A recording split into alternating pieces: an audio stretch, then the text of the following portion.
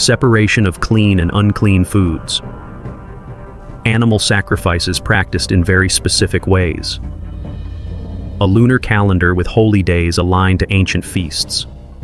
These are not the results of modern Christian influence. In many cases, these traditions existed long before missionaries arrived.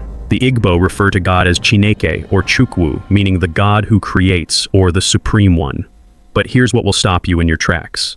The Igbo word Chineke is strikingly close in sound and structure to the Hebrew El Elyon, the Most High God. Coincidence maybe.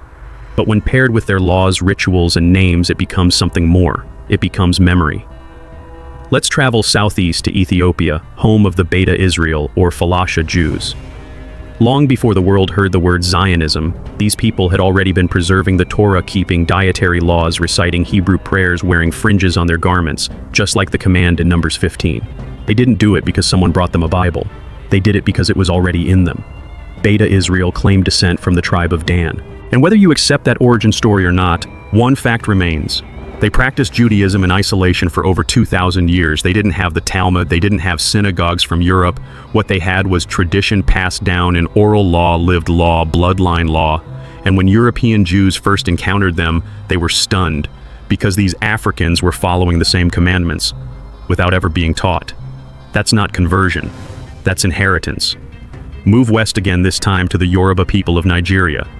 Yoruba religion is often portrayed as pagan or tribal, but beneath the surface lies a system of belief rooted in a singular supreme creator, reverence for the seventh day, sacred use of oil and incense, prophetic declarations guided by spiritual intermediaries, the concept of covenant between heaven and earth. Some Yoruba traditions speak of a holy covenant sealed through obedience and sacrifice passed down from the original ancestors of light.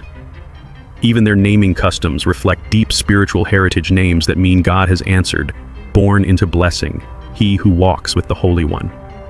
These aren't simply cultural expressions. They're echoes of Torah-shaped consciousness. Now imagine, while one part of the world was being told you're Gentiles, another part was unknowingly living like Israelites, cutting their sons on the 8th day, keeping clean from forbidden foods, praying to the Most High by a name their ancestors never forgot. And here's the high point, the climactic revelation of this section. In a 1970s ethnographic study, a group of elder Igbo spiritual leaders were asked, "Why do you keep these ancient customs?" They replied, "Because we are children of Eri, and Eri came from the east. He taught us the ways of the covenant." Eri.